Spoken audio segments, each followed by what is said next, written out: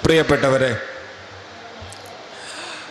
ഒരു ക്ഷമാപണത്തോടെയാണ് സംസാരിച്ചു തുടങ്ങുന്നത്. കുറെ കൂടി നേരത്തെ എത്തി സംസാരിക്കേണ്ട ഒരാളായിരുന്നു. 3 മണിക്ക് എത്താൻ പറഞ്ഞതാണ്. 3 മണിക്ക് എത്തുന്ന പോലെ പുറപ്പെട്ടതുമാണ്. വഴിയിലൊരു ആക്സിഡൻ്റ് ഉണ്ടാവുകയും, എൻ്റെ വണ്ടിക്കല്ല, ഫ്രണ്ടിലുള്ളൊരു വണ്ടിക്ക്, അതുകൊണ്ട് മൊത്തത്തിൽ ബ്ലോക്കായി പോവുകയും അങ്ങനെ നമ്മുടെ കയ്യിൽ നിൽക്കാത്ത പ്രശ്നങ്ങൾ കൊണ്ട് അല്പസമയം വൈകി. അതനുസരിച്ച് പരിപാടിയുടെ ഷെഡ്യൂൾ സംഘാടകർക്ക് അല്പം മാറ്റേണ്ടി വന്നു എന്നറിഞ്ഞതിൽ എനിക്ക് ഖേദമുണ്ട്. സംഘാടകരോടും നിങ്ങൾ ഓരോരുത്തരോടുമുള്ള ക്ഷമാപണം ആദ്യമേ പറയുകയാണ്. എഴുത്തുകാരുടെ ഉത്തരവാദിത്തത്തെക്കുറിച്ച് ഇപ്പം സംസാരിച്ച് തുടങ്ങുമ്പോൾ തീർച്ചയായിട്ടും മലയാളത്തിൻ്റെ സാഹിത്യത്തിലെ ഏറ്റവും ഉയർന്ന ശിരസ്സുകളിൽ ഒരാളായ MT വാസുദേവൻ നായർ വിട പറഞ്ഞ് ഏതാനും ദിവസങ്ങൾ മാത്രമാകുന്ന ഈ സമയത്ത് അദ്ദേഹത്തെ ഓർത്തുകൊണ്ടല്ലാതെ എനിക്ക് തുടങ്ങാനാവുന്നില്ല. MT എല്ലാ വിഷയങ്ങളോടും നിരന്തരമായി പ്രതികരിച്ചുകൊണ്ടിരുന്ന ഒരാളല്ല. എല്ലാ വിഷയങ്ങളും എപ്പോഴും പ്രതികരിച്ചുകൊണ്ടിരിക്കേണ്ടതാണ് എന്ന ഇന്നത്തെ പലപ്പോഴും നമ്മുടെ മൊബൈലിൽ, സോഷ്യൽ മീഡിയയിലൊക്കെ കാണുന്ന ആളുകളുടെ തരത്തിലുള്ളൊരു ബോധ്യം MT ഒരിക്കലും കൊണ്ടു നടന്നിരുന്നില്ല. പക്ഷേ ഒരു സാഹിത്യകാരൻ എങ്ങനെയാണ് സമൂഹത്തോട് നിരന്തരമായി ഉത്തരവാദിത്തമുള്ള ഒരാളായിരിക്കേണ്ടത്, സമൂഹത്തിൽ അനീതിക്കെതിരെയുള്ള നിരന്തരമായ ജാഗ്രത എങ്ങനെയാണ് ഒരു സാഹിത്യകാരൻ കാത്തു സൂക്ഷിക്കേണ്ടത്, എങ്ങനെയാണ് മതനിരപേക്ഷതയുടെ, മനുഷ്യത്വത്തിൻ്റെ ഒരു വലിയ പക്ഷം എന്നും ഒരു സാഹിത്യകാരൻ ഉറച്ച് നിലനിർത്തേണ്ടത് തുടങ്ങിയ കാര്യങ്ങളെക്കുറിച്ച് MT പുലർത്തിയിരുന്ന ഒരു ബോധ്യം പലപ്പോഴും എന്നെ വലിയ തോതിൽ വിസ്മയിപ്പിച്ചിട്ടുണ്ട്. കേരളം വലിയ തോതിൽ പലപ്പോഴും മറന്നുപോകുമായിരുന്ന പല സമരങ്ങളുടെയും വളരെ പ്രധാനപ്പെട്ട അനീതികൾക്കുമെതിരെ ആദ്യമായി സംസാരിച്ചു തുടങ്ങിയത് MT ആണ്. ഞാനതിൻ്റെ ഉദാഹരണങ്ങളിലേക്കൊന്നും ഇപ്പോൾ പോകുന്നില്ല. എന്തായാലും ഒരു കാര്യം ഉറപ്പാണ്, മലയാളത്തിൻ്റെ അനേകം സാഹിത്യ മണ്ഡലങ്ങളെ സംബന്ധിച്ചിടത്തോളം MT ആദ്യ പേരുകളിൽ ഒരാളായിരിക്കും. മലയാളത്തിലെ ഏറ്റവും വലിയ ചലച്ചിത്രകാരന്മാരുടെ പേരെടുത്താലും, മലയാളത്തിലെ വലിയ ചെറുകഥാകൃത്തുക്കളുടെ പേരെടുത്താലും, നോവലിസ്റ്റുകളുടെ പേരെടുത്താലും, അങ്ങനെ പലതരത്തിലുള്ള ഏറ്റവും വലിയ പത്രാധിപന്മാരുടെ പേരെടുത്താൽ പോലും അതിൽ MT ഉണ്ട്. എന്നാൽ അത്തരത്തിൽ നിൽക്കുമ്പോൾ പോലും ഉണ്ടായിരുന്ന മറ്റെല്ലാവരും ശബ്ദിക്കാത്ത വിഷയങ്ങളോട് വരെ ഉണ്ടായിരുന്ന ഒരു ജാഗ്രത MT വാസുദേവൻ നായർ കാത്തു സൂക്ഷിച്ചു. യഥാർത്ഥത്തിൽ ആധുനികത മനുഷ്യന് നൽകിയ ഏറ്റവും വലിയ വെളിച്ചം അതാണ്. നിരന്തരമായ സാമൂഹിക ജാഗ്രത എന്നത് മനുഷ്യനെ കുറിച്ച് എഴുതുന്ന, മനുഷ്യനെക്കുറിച്ച് സംസാരിക്കുന്ന ഏവരുടെയും പ്രധാനപ്പെട്ട ഒരു ജീവിതത്തിൻ്റെ കടമയായി, ഒരു ഡ്യൂട്ടിയായി, കർത്തവ്യമായി ഏറ്റെടുക്കുക എന്നതുകൂടി ആധുനികതയെ സംബന്ധിച്ചിടത്തോളം സാഹിത്യത്തിൽ വളരെ പ്രധാനമായിരുന്നു. എന്നാൽ അത് ആധുനികതയോടുകൂടി തുടങ്ങുന്നൊന്നുമല്ല, പണ്ട് മുതലേ യഥാർത്ഥത്തിൽ അതുണ്ട്. എന്നാൽ പഴയ സാഹിത്യകാരന്മാരെ എല്ലാം നമുക്ക് ഏതെങ്കിലും കള്ളികളിൽ പെടുത്താനാണ് പൊതുവെ താല്പര്യം. പ്രത്യേകിച്ച് പുതിയ വർഗീയ രാഷ്ട്രീയത്തിന് പലപ്പോഴും സാഹിത്യകാരന്മാരെ വരെ ഏതെങ്കിലും കള്ളികളിലേക്ക് ഉൾപ്പെടുത്തണം. അപ്പം ഞാൻ കരുതാറുണ്ട്, തുഞ്ചത്ത് രാമാനുജൻ എഴുത്തച്ഛൻ ഇപ്പോൾ ഏതാണ്ടൊരു ഹിന്ദു കവി എന്ന നിലയ്ക്ക് വ്യാഖ്യാനിക്കപ്പെടുന്നുണ്ട്. സമാന്തരമായി മോയിൻകുട്ടി വൈദ്യരെന്നാൽ മാപ്പിള കവി അല്ല മോയിൻകുട്ടി വൈദ്യരെന്നോ ഹൈന്ദവ പുരാണങ്ങളെപ്പറ്റി MT എഴുതിയിട്ടില്ല എന്നോ ഒന്നുമല്ല പറയുന്നത്. മറിച്ച് ഇതെല്ലാം പ്രത്യേകമായി ഏതെങ്കിലും വിഭാഗത്തിൻ്റെ കവിയാണെന്ന നിലയ്ക്ക് കരുതുന്നവരുണ്ട്. നമുക്കറിയാലോ, കഴിഞ്ഞ കുറച്ച് കാലമായിട്ട് മലപ്പുറം ജില്ല എന്ന് പറയുന്നത് കുറച്ച് വർഷങ്ങളായി തന്നെ ഇന്ത്യയിലുടനീളം ഒരു ഹോട്ട് ടോപ്പിക്കാണ്. ഇന്ത്യയിൽ പല സംസ്ഥാനങ്ങളിൽ ചില പ്രത്യേക കാര്യങ്ങൾക്ക് വേണ്ടിയൊക്കെ യാത്ര ചെയ്യേണ്ടി വരുമ്പോൾ എന്നെ അമ്പരപ്പിച്ചിട്ടുള്ള കാര്യമാണ്, പല സംസ്ഥാനങ്ങളിലുള്ള മനുഷ്യർക്ക് മലപ്പുറത്തുള്ളവരൊക്കെ തീവ്രവാദികളാണ് എന്ന ബോധ്യം കൊണ്ടു നടക്കുന്ന ഒരുപാട് പേരുണ്ട്. സാധാരണ മനുഷ്യർ വരെയുണ്ട്. ആ ഏതെങ്കിലും വ്യക്തികളുടെ കുഴപ്പമല്ലാതെ മറിച്ച് അവിടെയുള്ള മൊത്തത്തിലുള്ള രാഷ്ട്രീയ സംവിധാനവും രാഷ്ട്രീയ ഹിന്ദുത്വം മുന്നോട്ട് വയ്ക്കുന്ന ഒരു ആശയവും കേരളത്തിലെ മലപ്പുറം ജില്ല എന്ന പ്രദേശം അങ്ങേയറ്റം വർഗീയ പ്രേരിതമായ ഒരു അന്തരീക്ഷത്തിൽ മുഴുവൻ സമയവും നിലനിൽക്കുകയാണ് എന്നുള്ളൊരു തോന്നലാണ് അവിടുത്തെ സാധാരണ ജനങ്ങൾക്ക് ഉണ്ടാക്കുന്നത്. പക്ഷെ സാഹിത്യത്തിൽ ചിന്തിച്ചാൽ ഞാൻ പലപ്പോഴും അത്ഭുതത്തോടെ ഓർക്കാറുള്ളതാണ്, മലയാള സാഹിത്യത്തെ സംബന്ധിച്ചിടത്തോളം, കേരള സാഹിത്യത്തെ സംബന്ധിച്ചിടത്തോളം 3 ഭാഷകളിലുള്ള 3 ഏറ്റവും വലിയ, ഈ മലയാള ഭാഷ കണ്ട എക്കാലത്തെയും വലിയ മഹാവൃക്ഷങ്ങൾ ജനിച്ചത് മലപ്പുറത്താണ്. സംസ്കൃത സാഹിത്യത്തിൻ്റെ ഔത്തരാഹന്മാരായ പഴയ കവികളുടെ ഒരു പരമ്പര കഴിഞ്ഞതിന് ശേഷം സംസ്കൃത സാഹിത്യം കണ്ട എക്കാലത്തെയും വലിയ കവിയായ മേൽപ്പത്തൂർ നാരായണ ഭട്ടതിരി, നാരായണീയം എഴുതുന്ന മേൽപ്പത്തൂർ ജനിക്കുന്നത് മലപ്പുറത്താണ്. മലയാള ഭാഷയുടെ അലകും പിടിയും മാറ്റിപ്പണിത മലയാള ഭാഷയിലെ ഇതിഹാസ തുല്യനായ സാഹിത്യകാരനായ തുഞ്ചത്ത് രാമാനുജൻ എഴുത്തച്ഛൻ ജനിക്കുന്നത് മലപ്പുറത്താണ്. മലയാളത്തിലെ ഏറ്റവും വലിയ മഹാകവികളിൽ ഒരാളായ മോയിൻകുട്ടി വൈദ്യർ ജനിക്കുന്നതും മലപ്പുറത്താണ്. അങ്ങനെ പല ഭാഷകളുടെ സംഗമസ്ഥാനം എന്ന നിലയ്ക്ക്, പല ഭാഷകളിലെ മഹത്തായ സാഹിത്യത്തിൻ്റെ സംഗമസ്ഥാനം എന്ന നിലയ്ക്ക് കൂടി അടയാളപ്പെടുത്തപ്പെട്ട ദേശമാണ് മലപ്പുറം. ആ ദേശത്തെക്കുറിച്ചാണ് അങ്ങേയറ്റം തെറ്റായൊരു ധാരണ ഇന്ന് പുറത്ത് പ്രചരിപ്പിക്കപ്പെടുന്നത്. അതോടൊപ്പം നമ്മൾ ഓർക്കേണ്ട ഒരു കാര്യമാണ്, ഞാൻ പലപ്പോഴും കരുതാറുണ്ട്, എഴുത്തുകാരൻ്റെ രാഷ്ട്രീയ ഉത്തരവാദിത്തം, എഴുത്തുകാരൻ്റെ ഉത്തരവാദിത്തം എന്നിവ സംസാരിക്കുമ്പോൾ ഇതിനൊരു മറുപുറുണ്ട്. എഴുത്തുകാരന് മാത്രമായി സമൂഹത്തിൽ ഒരു പ്രത്യേക ഉത്തരവാദിത്തം ചാർത്തി കൊടുക്കുക എന്ന് പറയുന്നതിൽ ഒരേ സമയം ഒരു അബദ്ധവുമുണ്ട്. സമൂഹത്തിലെ ഏത് പൗരനുമുള്ള അതേ ഉത്തരവാദിത്തമാണ് സത്യത്തിൽ സാഹിത്യകാരനുള്ളത്, അതിനപ്പുറത്ത് നിൽക്കുന്നൊരു ഉത്തരവാദിത്തമല്ല. എന്നാൽ സാഹിത്യകാരൻ്റെ ദൗത്യം കൂടുതൽ പ്രധാനമായി തീരുന്നത് എന്തുകൊണ്ടാണ്? യഥാർത്ഥത്തിൽ വളരെ വർഷങ്ങൾക്ക് മുമ്പ് മലയാളത്തിൽ KT മുഹമ്മദ് എഴുതുന്നൊരു വാചകമുണ്ട്. എന്താണ് എഴുത്തുകാരനും സാഹിത്യകാരനും തമ്മിലുള്ള വ്യത്യാസം? ഇംഗ്ലീഷിൽ സാധാരണ നമ്മൾ റൈറ്റർ എന്ന് പറയും, അതിന് മലയാളത്തിലുള്ള പരിഭാഷ എഴുത്തുകാരൻ എന്നാണ്. എഴുത്തുകാരൻ എന്ന് വെച്ചാൽ എന്തുവാണ് എഴുതാം. അതിപ്പോൾ കഥ എഴുതിക്കൊള്ളണം, കവിത എഴുതിക്കൊള്ളണം എന്നൊന്നും ഒരു സാഹിത്യം എഴുതിക്കൊള്ളണം എന്നില്ല. നിങ്ങൾക്ക് ആധാരം എഴുതാം, എന്തുവാണെങ്കിൽ എഴുതാം. എന്തെഴുതുന്നവനും എഴുത്തുകാരനാണ്. എഴുത്തും വായനയും പഠിച്ചവർക്കൊക്കെ എഴുത്തുകാരനാവാം. പക്ഷെ സാഹിത്യം എന്ന വാക്കിന് അതിനേക്കാൾ വലിയൊരു അധിക മൂല്യമുണ്ട്. എന്താണ് ആ മൂല്യം? ആ മൂല്യം സാഹിത്യം എന്ന വാക്കിൻ്റെ അർത്ഥം തന്നെ എടുത്താൽ സഹിതം എന്ന് വെച്ചാൽ അടുത്ത് നിൽക്കുന്നത് എന്നാണ് അർത്ഥം. അടുത്ത് നിൽക്കുന്നവനാരോ അവൻ്റെ പേരാണ് സാഹിത്യകാരൻ. ആരോടടുത്ത് നിൽക്കുന്നവർ? മനുഷ്യരോടടുത്ത് നിൽക്കുന്നവർ. എത്ര കണ്ട് മനുഷ്യനോട് അടുത്ത് നിൽക്കാനാകുമോ അത്ര കണ്ട് നിങ്ങൾക്ക് എഴുത്തുകാരനിൽ നിന്ന് സാഹിത്യകാരനിലേക്ക് വളരാനാവും. അതാണ് വെറും എഴുത്തുകാരനിൽ നിന്ന് സാഹിത്യകാരനിലേക്കുള്ള ഒരു ഉയരം തേടിയുള്ള ഒരു എഴുത്തുകാരൻ്റെ യാത്ര എന്ന് പറയുന്നത്. അതുകൊണ്ട് നിരന്തരമായ മനുഷ്യപക്ഷത്ത് നിൽക്കുന്ന ഈ അന്വേഷണത്തിൻ്റെ പേരാണ് യഥാർത്ഥത്തിൽ സാഹിത്യം എന്നത്. അതുകൊണ്ട് സഹിതമായിരിക്കുക, അടുത്ത് നിൽക്കുക, ചേർന്ന് നിൽക്കുക എന്ന മാനവികതയുടെ മഹാപ്രകൃതത്തെ കണ്ടെടുക്കുക എന്നതാണ് യഥാർത്ഥത്തിൽ സാഹിത്യകാരൻ്റെ ചരിത്രത്തിലെ ഏറ്റവും വലിയ ദൗത്യം. അതുകൊണ്ട് നിരന്തരമായി സമൂഹത്തിൽ ഒറ്റപ്പെട്ട് നിൽക്കുന്ന മനുഷ്യരെക്കുറിച്ച്, കരയുന്ന മനുഷ്യരെക്കുറിച്ച്, പലായനം ചെയ്യപ്പെടുന്ന മനുഷ്യരെക്കുറിച്ച്, ഓരോ പ്രദേശത്തു നിന്നും ആട്ടിയോടിക്കപ്പെടുന്ന മനുഷ്യരെക്കുറിച്ച്, രാഷ്ട്രീയമായി ഒറ്റയ്ക്കാക്കപ്പെടുന്ന മനുഷ്യരെക്കുറിച്ച് നിരന്തരമായി സംസാരിച്ചുകൊണ്ടിരിക്കേണ്ടി വരിക എന്നത് സാഹിത്യകാരന് ജോലിയായി മാറുന്നു. ഇതെല്ലാ ഭാഷയിലും അത് പറഞ്ഞ ആളുകളുണ്ട്. ഇപ്പോൾ പഴയ സംസ്കൃത സാഹിത്യകാരന്മാർ രുദിതാനുസാരി കവി എന്ന് പറയും. എന്ന് വെച്ചാൽ രുദിതം എന്ന് വെച്ചാൽ കരച്ചിലാണ്.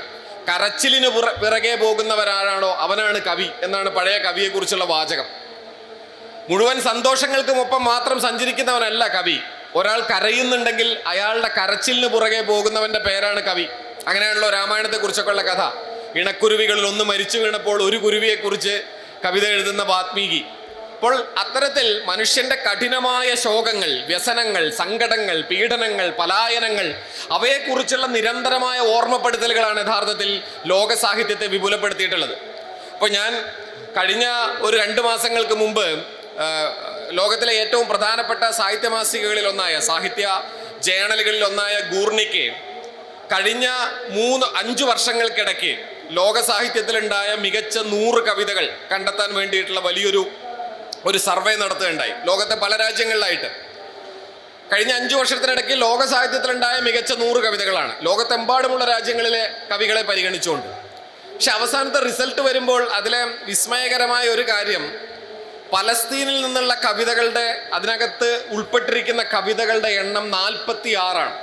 അതായത് 100 കവിതകൾ ലോകത്ത് നിന്നെമ്പാടും ലിസ്റ്റ് ചെയ്യപ്പെടുമ്പോൾ അതിൽ 46 കവിതകൾ പലസ്തീനിൽ നിന്നാണ്. പലസ്തീൻ എന്ന് പറഞ്ഞാൽ നമുക്കെല്ലാവർക്കും അറിയാം, ഇന്ന് പലസ്തീൻ എന്ന് പറയുന്ന ഒരു രാഷ്ട്രമൊന്നുമില്ലല്ലോ. ഉള്ളതാകെ ഗസ എന്ന് പറയുന്ന ഒരു പ്രദേശം, റഫ എന്ന് പറയുന്ന വളരെ ചെറിയൊരു പ്രദേശം, ആകെ എണ്ണിക്കൂട്ടിയാൽ ചെറിയൊരു പ്രദേശത്തെയാണ് ഇന്ന് ഈ പലസ്തീൻ എന്ന് വ്യവഹരിക്കപ്പെടുന്നത്. പലസ്തീൻ രാഷ്ട്രം നിലവിലില്ല. ആ നിലയ്ക്ക് വളരെ ചെറിയൊരു ഭൂപ്രദേശത്ത് നിന്ന്, വളരെ കുറച്ച് മനുഷ്യർക്കിടയ്ക്ക് നിന്ന്, എന്നാൽ ഏത് നിമിഷവും സ്വന്തം കുഞ്ഞുങ്ങളോ താൻ തന്നെയോ ബോംബ് വീണ് മരണപ്പെടാം എന്ന നിലയിൽ നിൽക്കുന്ന ഒരു സമൂഹത്തിൽ നിന്ന് എഴുതപ്പെടുന്ന കവിതകൾ എടുത്താൽ ലോകത്തെ സമാധാനമായി ജീവിക്കുന്ന ഈ പറയുന്ന 650-ൽ പരം 700ഓളം കോടി മനുഷ്യർ എഴുതുന്ന കവിതകൾക്കിടയ്ക്ക് 100-ൽ 43 ആ പ്രദേശത്തു നിന്ന് വരുന്ന കവിതകളാകുന്നു എന്ന് പറയുന്നതിൻ്റെ അത്ഭുതം എന്താണ്? നിങ്ങൾ ആലോചിച്ച് നോക്കൂ.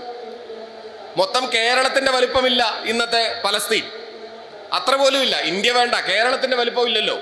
ഇത്രയും ചെറിയൊരു ഭൂപ്രദേശത്തെ മനുഷ്യർക്ക് എങ്ങനെയാണ് ലോക സാഹിത്യത്തിന്റെ ഇത്ര കണ്ട് നിയാമകമായ നിലയിൽ കഴിഞ്ഞ 5 വർഷം എന്തായിരുന്നു എന്ന് നമുക്ക് എല്ലാവർക്കും അറിയാം. എത്ര കണ്ട് കലുഷിതമായ ഒരു അന്തരീക്ഷം അതിനകത്ത് നിലനിൽക്കാൻ കഴിയുന്നു. അതിന്റെ പ്രധാനപ്പെട്ട കാരണം മനുഷ്യർ ഏറ്റവും കടുത്ത പ്രതിസന്ധിയിൽ നിൽക്കുമ്പോഴാണ്, മനുഷ്യന്റെ ജീവൻ തന്നെ അപകടത്തിലാകുന്ന സമയത്തിലാണ് പലപ്പോഴും സാഹിത്യം അതിന്റെ ഇച്ഛാധൈര്യത്തെ, സാഹിത്യം അതിന്റെ ആർജവത്തെ, സാഹിത്യം അതിന്റെ ധീരതയെ, അതിന്റെ നെഞ്ചുറപ്പിനെ ഏറ്റെടുത്തിട്ടുള്ളത്. അല്ലാതെ സുഖിമാന്മാരുടെ എഴുത്തല്ല സാഹിത്യം, ഉണ്ടിരിക്കുന്നവന് തോന്നുന്ന വിളിയല്ല സാഹിത്യം, മുഴുവൻ സമയം ഭക്ഷണം കഴിച്ചിരിക്കുമ്പോൾ തോന്നുന്നൊരു വിളിയല്ല സാഹിത്യം എന്ന് പറയുന്നത്. അതുകൊണ്ട് സാഹിത്യത്തിന്റെ നിരന്തരമായ ദൗത്യം, രാഷ്ട്രീയ ദൗത്യം എന്നത് ഈ മനുഷ്യപക്ഷത്ത് നിൽക്കുക എന്ന ദൗത്യമാണ്.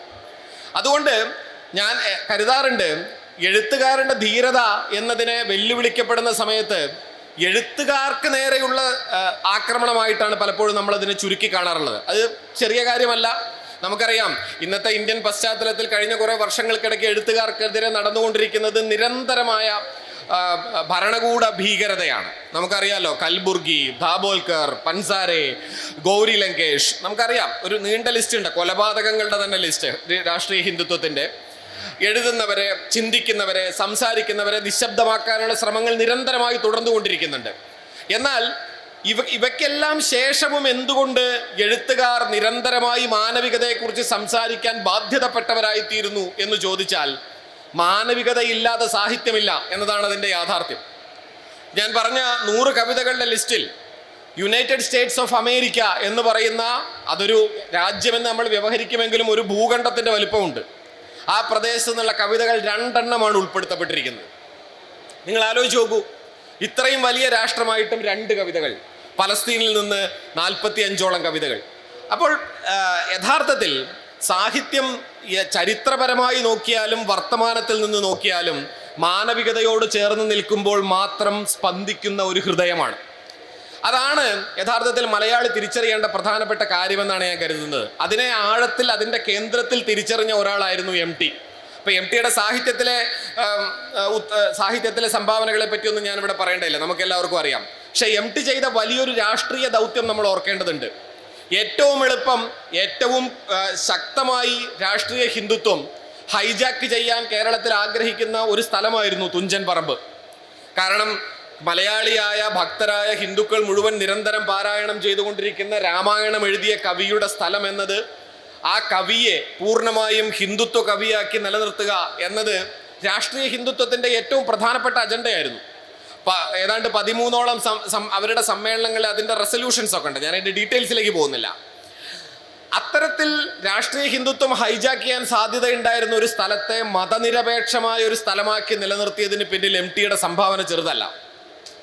MT ചെയ്തത്, ആ തുഞ്ചൻ പറമ്പ് എന്ന് പറയുന്ന സ്ഥലത്തിന്റെ ദീർഘകാലത്തെ ഭരണ ഉത്തരവാദിത്തം ഏറ്റെടുക്കുമ്പോൾ ലോകത്തെമ്പാടുമുള്ള മികച്ച സാഹിത്യകാരന്മാർ പങ്കെടുക്കുന്ന മഹാസാഹിത്യ സമ്മേളനങ്ങളുടെ വേദിയാക്കി അതിനെ മാറ്റുകയാണ്. അതിൽ ഹിന്ദുവെന്നോ മുസ്ലിമെന്നോ ക്രിസ്ത്യാനിയെന്നോ വ്യത്യാസമില്ലാതെ ഏറ്റവും മികച്ച സാഹിത്യകാരന്മാരുടെ നിരന്തരമായ സമ്മേളനങ്ങൾ കൊണ്ട്, പുതിയ ചിന്തകൾ കൊണ്ട് മുഖരിതമാകുന്ന ലോക സാഹിത്യത്തിന്റെ ഒരു അന്തരീക്ഷം തുഞ്ചൻപറമ്പിൽ സൃഷ്ടിച്ചെടുത്തു. അത് യഥാർത്ഥത്തിൽ തുഞ്ചൻപറമ്പിനോടോ സാഹിത്യത്തോടോ ചെയ്തതിലപ്പുറം കേരളത്തിന്റെ രാഷ്ട്രീയ മണ്ഡലത്തോട് ചെയ്തിരിക്കുന്ന ഒരു വലിയ നന്ദിയും വലിയൊരു ഉത്തരവാദിത്വവും കൂടിയാണെന്നുള്ളതാണ് വാസ്തവം.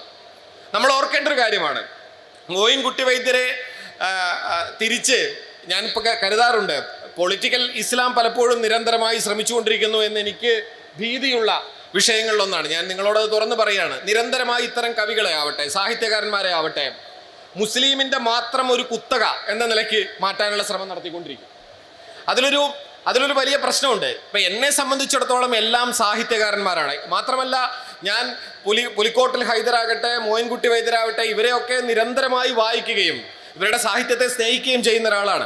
മറിയക്കുട്ടിയുടെ കത്തൊക്കെ ഇപ്പോഴും ഇടയ്ക്കിടയ്ക്ക് വായിക്കുന്ന, അല്ലെങ്കിൽ ബദറുൽ മുനീർ, ഹുസൈൻ ജമാലൊക്കെ ഇപ്പോഴും വേണമെങ്കിൽ നിന്നാൽ എനിക്ക് എത്രയോ ഭാഗം ഇപ്പോഴും പാടാൻ പറ്റും. മൊത്തത്തിൽ അത്തരം സാഹിത്യത്തെ ഇഷ്ടപ്പെടുന്ന ഒരാളാണ്. മാത്രമല്ല, മോയിൻകുട്ടി വൈദ്യർ എന്ന് പറയുന്ന കവിയൊക്കെ എന്നെ സംബന്ധിച്ചിടത്തോളം മലയാള സാഹിത്യത്തിൽ ഈ ഒരു സ്ത്രീയുടെ ഉത്തരവാദിത്വത്തിൻ്റെയും സ്ത്രീയുടെ അഭിമാനത്തിൻ്റെയും ശബ്ദം മലയാള സാഹിത്യത്തിലെ മറ്റെല്ലാവരും ഉയർത്തുന്നതിന് മുൻപ് ഉയർത്തിയ ആള് സത്യത്തിൽ മോയിൻകുട്ടി വൈദ്യരാണ്. ബദ്രുൽ മുനീർ ഹുസ്നുൽ ജമാൽ വായിച്ചു നോക്കൂ. അതിൽ നിങ്ങൾക്ക് ഹുസ്നുൽ ജമാലിനെയാണ്, അതിലെ നായികയാണ് കൂടുതൽ ധീരയായിട്ട് കാണാൻ പറ്റുക. അവൾ ജിന്നുകളോട് പോരാടുന്നു. അവൾ എത്ര ധീരതയോടെയാണ് വലിയ പ്രതിസന്ധികളോട് പോരാടുന്നത് നോക്കണം. പലപ്പോഴും നായകൻ ചില സമയങ്ങളിലൊക്കെ ദുർബലനാണ്, നിസ്സഹായനാണ്, സാധാരണ മനുഷ്യനാണ്, നിരന്തരമായ പ്രതിസന്ധികൾ പെടുന്നവനാണ്. എന്നാൽ പ്രതിസന്ധികളെ നേരിടാനുള്ള ഒരു സ്ത്രീയുടെ അഭിമാനകരമായ ധീരതയുടെ കൂടി ചരിത്രമാണ് ഹുസ്നുൽ ജമാൽ ബദ്രുൽ മുനീർ. ആ അർത്ഥത്തിൽ കൂടിയാണ് അദ്ദേഹം അത് എഴുതുന്നത്. ഞാൻ പറഞ്ഞത് ഈ അർത്ഥത്തിൽ ആഴത്തിലുള്ള നിരന്തരമായ മുഴുവൻ മനുഷ്യരുടെയും നാദമായി തീരേണ്ട, മുഴുവൻ മനുഷ്യരുടെയും സ്വന്തമായി തീരേണ്ട സാഹിത്യത്തെ ഏതെങ്കിലും ഒരു മതത്തിന്റെ മാത്രം ഒരു ചട്ടക്കൂടിനകത്തേക്ക് ചുരുക്കാനുള്ള ശ്രമം നടത്തിയാൽ അത് യഥാർത്ഥത്തിൽ കേരളത്തിന്റെ മതനിരപേക്ഷമായ അന്തരീക്ഷത്തിന്, സെക്യുലർ ഫാബ്രിക്കിന് ഏൽപ്പിക്കുന്ന പരിക്ക് വളരെ വലുതായിരിക്കും. MT വാസുദേവൻ നായർ തുഞ്ചൻ പറമ്പിൽ ചെയ്തതുപോലെ ഒരു ദൗത്യം തീർച്ചയായും നിങ്ങളെല്ലാവരും അടങ്ങുന്ന, സാഹിത്യത്തെ സ്നേഹിക്കുന്ന, മനുഷ്യപക്ഷത്തെ സ്നേഹിക്കുന്ന, ഉത്തരവാദിത്ത രാഷ്ട്രീയത്തെ സ്നേഹിക്കുന്ന, മാനവികതയെ സ്നേഹിക്കുന്ന നിങ്ങൾക്ക് എല്ലാവർക്കും മോയിൻകുട്ടി വൈദ്യരുടെ കാര്യത്തിലും പുലിക്കോട്ടർ ഹൈദരുടെ കാര്യത്തിലും ഒക്കെ ഉണ്ടെന്നാണ് ഞാൻ കരുതുന്നത്. അത് ഈ വേദിയിലെങ്കിലും ഞാനൊക്കെ പറയേണ്ടതാണല്ലോ, അതുകൊണ്ടാണ് ഞാനത് പറയുന്നത്.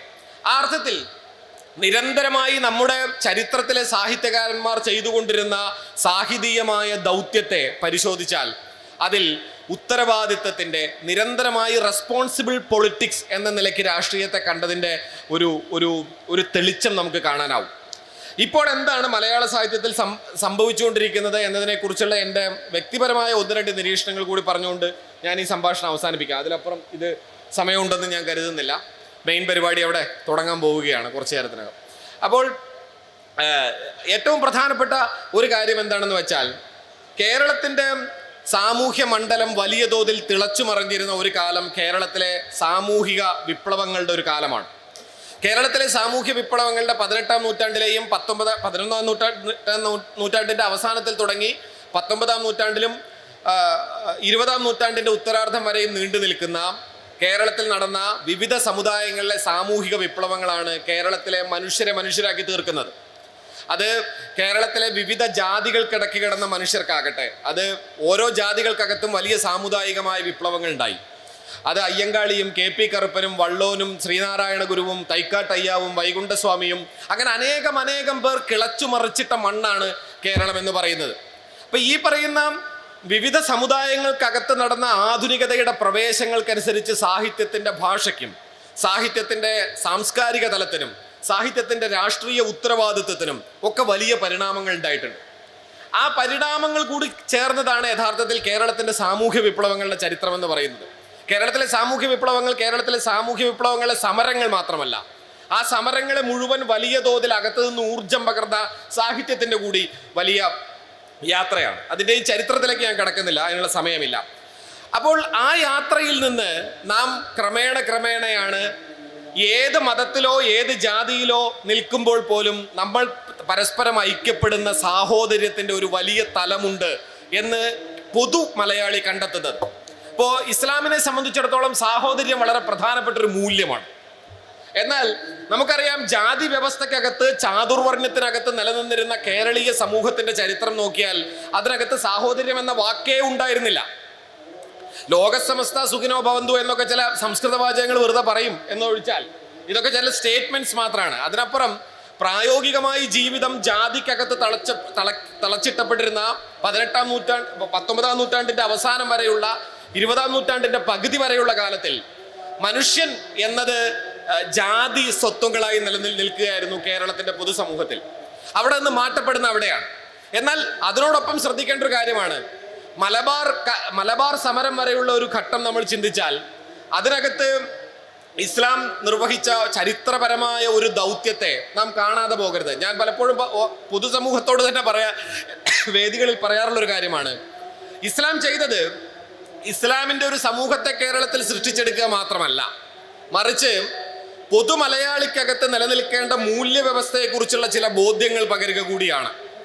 ഇപ്പോൾ മമ്പുറം തങ്ങൾ മുതൽ, അല്ലെങ്കിൽ ആദ്യഘട്ടത്തിൽ മുസ്ലിങ്ങൾ ഇവിടേക്ക് പ്രവേശിക്കുന്ന കാലം മുതൽ നമുക്കറിയാമല്ലോ, ഇസ്ലാമിന്റെ പ്രയാണം ആരംഭിക്കുമ്പോൾ ആദ്യത്തെ അബീസീനിയൻ പ്രയാണം അവസാനിച്ചതിന് ശേഷം ഇസ്ലാം ഏറ്റവും ഗംഭീരമായി സ്വീകരിക്കപ്പെടുന്നത് മദീനയിലാണ്. എന്നൊക്കെ കൂടുതൽ നിങ്ങൾക്കറിയാം, സ്വാഗതഗാനം പാടി സ്വീകാര്യത ലഭിക്കുന്നത്. ആ മദീനയിലേക്കുള്ള വലിയ തോതിലുള്ള സ്വീകരണത്തിന് ശേഷം ലോകത്തെമ്പാടുമുള്ള ഇസ്ലാമിന്റെ യാത്ര നോക്കിയാൽ കേരളത്തിലാണ് മുസ്ലിങ്ങൾ ഏറ്റവും ഗംഭീരമായി സ്വീകരിക്കപ്പെട്ടുള്ള ഒരു സ്ഥലം നമുക്ക് കാണാൻ പറ്റും. മലയാളി അത്ര ഗംഭീരമായി ഇസ്ലാമിനെ അന്ന് സ്വീകരിച്ചിട്ടുണ്ട്, സാമൂതിരി അന്ന് സ്വീകരിച്ചിട്ടുണ്ട്. ആ കേരളത്തിലേക്കുള്ള മുസ്ലിങ്ങളുടെ കടന്നുവരവ് മുതൽ മനുഷ്യർ ജാതിസത്വമല്ലെന്നും സാഹോദര്യം എന്ന വലിയൊരു മൂല്യം മനുഷ്യരുണ്ടെന്നും കൂടിയാണ് യഥാർത്ഥത്തിൽ ഇസ്ലാം മലയാളിയോട് പറഞ്ഞത്. ആ ബോധ്യം മലയാളിയുടെ ജീവിതത്തിനകത്ത് നിരന്തരമായി പ്രവർത്തിച്ചുകൊണ്ടിരുന്നു. എത്ര പേർ ഇസ്ലാമിൽ ചേർന്നു ചേർന്നില്ല എന്നുള്ളത് മാത്രമല്ല വിഷയം. ചേർന്നവർക്കകത്ത് ഇത് പ്രവർത്തിച്ചിട്ടുണ്ടാവും, ചേരാത്തവർക്കകത്തും ഇസ്ലാം അല്ലാത്ത മറ്റ് സമൂഹങ്ങൾക്കകത്തും സാഹോദര്യത്തിൻ്റെയും കരുണയുടെയും ദയയുടെയും മനുഷ്യത്വത്തിൻ്റെയും മൂല്യങ്ങൾ കൂടിയാണ് യഥാർത്ഥത്തിൽ ഇസ്ലാം പകർന്നത്.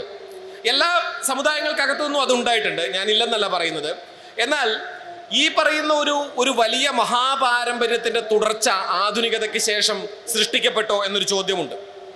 അതെന്താണെന്ന് വെച്ചാൽ, സാമൂഹ്യ വിപ്ലവങ്ങൾക്ക് ശേഷം കേരളം വലിയ രാഷ്ട്രീയ സമരങ്ങൾക്ക് സാക്ഷ്യം വഹിച്ചു, ഭൂമിക്ക് വേണ്ടിയുള്ള സമരങ്ങൾക്ക് സാക്ഷ്യം വഹിച്ചു. ഭൂമിക്ക് വേണ്ടിയുള്ള സമരങ്ങളിലൂടെയും നിരന്തരമായി അവകാശ സമരങ്ങളിലൂടെയും ആധുനിക കേരളം രൂപപ്പെട്ടു.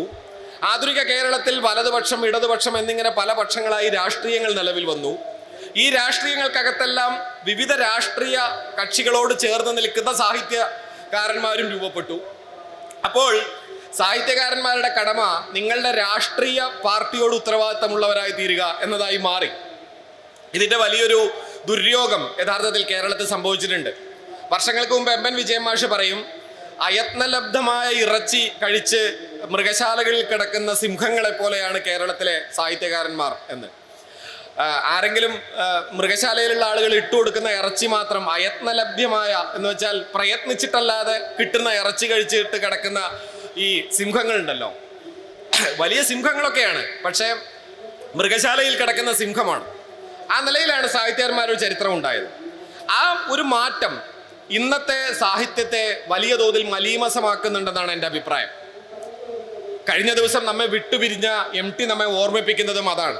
MT നിരന്തരമായി പുരോഗമന രാഷ്ട്രീയത്തോടൊപ്പം ചേർന്ന് നിന്നിരുന്നു, നമുക്കെല്ലാവർക്കും അതറിയാം. പക്ഷേ എന്നാൽ ഏത് രാഷ്ട്രീയ പാർട്ടിയോടും ഏത് രാഷ്ട്രീയത്തിനകത്ത് വരുന്ന അനീതികളോടും നിരന്തരമായി നിർഭയം ധീരതയോടെ MT സംസാരിച്ചതിൻ്റെ ഉദാഹരണങ്ങൾ നമുക്ക് കാണാൻ പറ്റും.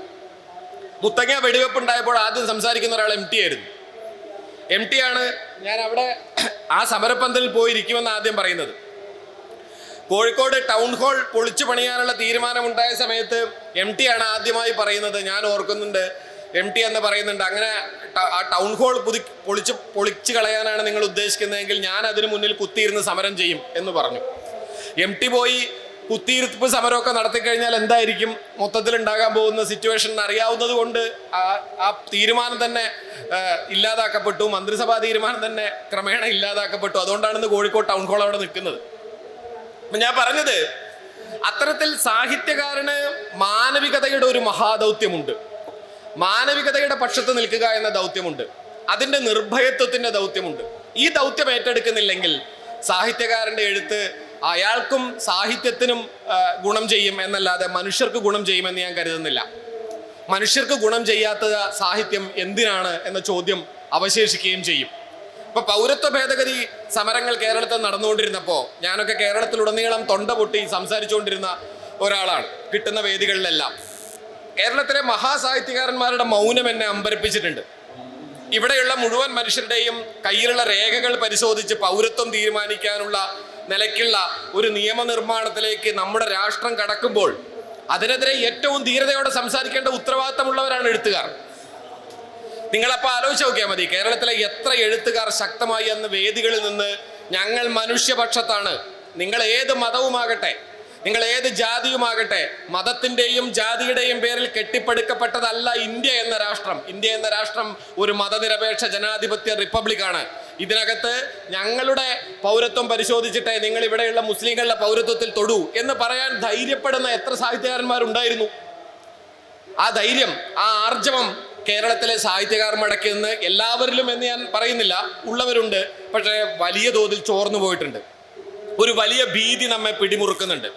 ബർത്തോൾ ബ്രഖ്ത് എന്ന് പറയുന്ന കവി പണ്ട് പറയുന്നുണ്ട്, ഈ ഫാഷിസ്റ്റ് കാലത്തെ പറ്റി അദ്ദേഹത്തിന്റെ ഒരു കവിതയിൽ പറയുന്നുണ്ട്, ആ രാജ്യത്ത് നിന്ന് പോകുന്ന ഒരാളോട് നിങ്ങളുടെ രാജ്യം ഇപ്പോൾ ഭരിക്കുന്നത് ആരാണ് എന്നൊരു വഴിയാത്രക്കാരൻ ചോദിക്കുമ്പോൾ ഞങ്ങളുടെ രാജ്യം ഇന്ന് ഭരിക്കുന്നത് ഭയം ആണ് എന്ന് പറയും. രാജ്യം ഭരിക്കുന്ന വ്യക്തിയുടെ, രാജ്യം ഭരിക്കുന്ന ഭരണകൂടത്തിന്റെ രാജ്യത്തിന്റെ പേര് തന്നെ ഭയം എന്നായി മാറുകയാണ്. അങ്ങനെ രാജ്യം ഭരിക്കുന്ന ഭരണകൂടവും രാജ്യവും രാജ്യത്തിന്റെ വ്യക്തിത്വവും തന്നെ ഭയം എന്നായി മാറുന്ന ഒരു സമൂഹത്തിൽ ആ ഭയപ്പാടിനെതിരെ നിരന്തരമായി സംസാരിച്ചു കൊണ്ടിരിക്കുക, ഭയത്തിന്റെ അന്ധകാരത്തിനെ കുറുകെ കീറുന്ന പ്രകാശരേഖയായി സഞ്ചരിക്കുക എന്ന വലിയ ഉത്തരവാദിത്തമാണ് യഥാർത്ഥത്തിൽ സാഹിത്യത്തിന്റെ ഏറ്റവും പരമപ്രാധാന്യം അർഹിക്കുന്ന ദൗത്യം എന്നാണ് ഞാൻ കരുതുന്നത്. ആ ദൗത്യം നിർവഹിച്ചിട്ടില്ലെങ്കിൽ സാഹിത്യത്തിന് പ്രത്യേകിച്ച് ഒന്നും സമൂഹത്തിൽ ചെയ്യാനില്ല. പണ്ട് പറയാറുണ്ട്, ചങ്ങമ്പുഴ എഴുതിയ ഏറ്റവും മികച്ച കവിത ഏതാണ് എന്ന് നോക്കിയാൽ മനസ്വിനിയോ, പാടുന്ന പിശാചോ, സ്പന്ദിക്കുന്ന അസ്ഥിമാടമോ, രമണനോ ഒക്കെ ആയിരിക്കും. സാഹിത്യത്തിന്റെ, മലയാള സാഹിത്യത്തിന്റെ ദൃഷ്ടിയിൽ നോക്കിയാൽ വിലക്ഷണമായ എന്ന് വെച്ചാൽ ലക്ഷണങ്ങൾ ശരിയല്ലാത്ത കൃതികളിലൊന്നാണ് ചങ്ങമ്പുഴയുടെ വാഴക്കുല എന്ന് പറയുന്ന കൃതി. വാഴക്കുല എന്ന കവിതയ്ക്ക് ലക്ഷണശാസ്ത്രപ്രകാരം അനേകം തെറ്റുകളുണ്ട്, കവിതയുടെ വൃത്തശാസ്ത്രപ്രകാരം തെറ്റുകളുണ്ട്. പക്ഷേ ചങ്ങമ്പുഴ വാഴക്കുല എഴുതിയത് കവിത നന്നാക്കാനല്ല, നാട് നന്നാക്കാനാണ്. ഇതാണ് അതിനുള്ള പഴയൊരു മറുപടി. നാട്ടിൽ ചില കാര്യങ്ങൾ പറയാൻ വേണ്ടിയിട്ടാണ് ചങ്ങമ്പുഴ വാഴക്കുല എഴുതുന്നത്. അവസാനം വരെ സ്വന്തം പഴം പഴുക്കുന്നത് കാത്തിരുന്ന കുട്ടികൾക്ക് മുന്നിൽ, മലയപ്പുലയൻ നട്ടുപിടിപ്പിച്ച ആ മാടത്തിന് മുന്നിലെ ഒരു വാഴക്കുലയ്ക്ക് മുന്നിൽ എല്ലാ ദിവസവും വെള്ളമിറക്കി കാത്തിരുന്ന ആ കുട്ടികൾക്ക് മുന്നിൽ ജന്മി വന്ന് അത് ആ വാഴക്കുല വെട്ടിക്കൊണ്ടുപോകുമ്പോൾ ആ കുട്ടികളുടെ കരച്ചിലിനെ കവിതയിൽ അവതരിപ്പിക്കുമ്പോൾ, ഇതിനൊക്കെ പ്രതികാരം ചെയ്യാതടങ്ങുമോ പതിതരെ നിങ്ങൾ തൻ പിന്മുറക്കാർ എന്നെഴുതുന്ന ആ കവിതയുടെ വലിയ ധ്വനിയുണ്ടല്ലോ, ആ ധ്വനിയാണ് മലയാളത്തിലെ മാനവികതയുടെ സമരത്തെ വലിയ തോതിൽ മുന്നോട്ട് നയിച്ചത്. ആ കുട്ടികളുടെ കണ്ണുനീരിനെ കുറിച്ചുള്ള ഓർമ്മ, അതാണ് ആ കവിത. ആ സാമൂഹ്യ ഉത്തരവാദിത്തം അതിനുണ്ട്. ദുരവസ്ഥ കുമാരനാശാന്റെ ഏറ്റവും മികച്ച കവിതയായിരിക്കില്ല, പക്ഷേ ദുരവസ്ഥ സംസാരിച്ച കേരളത്തിന്റെ വലിയൊരു ദുരവസ്ഥയുണ്ട്. ആ ദുരവസ്ഥയാണ് യഥാർത്ഥത്തിൽ കേരളത്തിന്റെ യഥാർത്ഥ ചിത്രം എന്ന് പറയാനാണ് കുമാരനാശാൻ മികച്ച കവിതകളും യഥാർത്ഥത്തിൽ എഴുതിയത്. പക്ഷെ അത് പച്ചക്കെഴുതായിരുന്നു ദുരവസ്ഥയിൽ. ഞാൻ അവിടേക്ക് നീട്ടുന്നില്ല. പറഞ്ഞു വന്നത്, സാഹിത്യം എന്നത് സാഹിത്യത്തിനകത്തുള്ള കാര്യങ്ങൾ നന്നാക്കാൻ മാത്രമുള്ളതല്ല, സമൂഹത്തോട് നിരന്തരമായി ഇടപെടാനുള്ളതാണ്. ഈ ഉത്തരവാദിത്തത്തെ ഓർമ്മിപ്പിക്കുക എന്നത് സാഹിത്യത്തെ സംബന്ധിച്ചിടത്തോളം ഏറ്റവും പ്രധാനപ്പെട്ട ദൗത്യവും കടമയുമാണ് എന്ന് ഞാൻ കരുതുന്നു. ആ കടമ നിറവേറ്റാത്തിടത്തോളം സാഹിത്യം എന്നത് സാഹിത്യമായി തീരില്ല, വെറും എഴുത്തു മാത്രമേ ആവൂ എന്നാണ് ഞാൻ കരുതുന്നത്. എഴുത്തുകാരനിൽ നിന്ന് സാഹിത്യകാരനിലേക്കുള്ള ഈ മഹാദൂരത്തെ നടന്നു തീർക്കാൻ, ആ ദൂരത്തെ നിരന്തരമായി ഓർമ്മിപ്പിക്കാൻ, മനുഷ്യപക്ഷത്ത് ചേർന്ന് നിൽക്കാൻ, മനുഷ്യപക്ഷത്ത് ചേർന്ന് നിൽക്കുന്ന രാഷ്ട്രീയത്തെ ഉൾക്കൊള്ളാൻ, ആ രാഷ്ട്രീയത്തിന്റെ പതാകവാഹകരാകാൻ നിങ്ങൾക്ക് കഴിയട്ടെ എന്ന് മാത്രം അഭിലഷിച്ചുകൊണ്ട് ഈ വേദിയിലേക്ക് എന്നെ ക്ഷണിച്ച പ്രിയപ്പെട്ട സംഘാടകരോടുള്ള കൃതജ്ഞത അറിയിച്ചുകൊണ്ട് നിർത്തുന്നു. നിങ്ങൾക്ക് നന്ദി, നമസ്കാരം.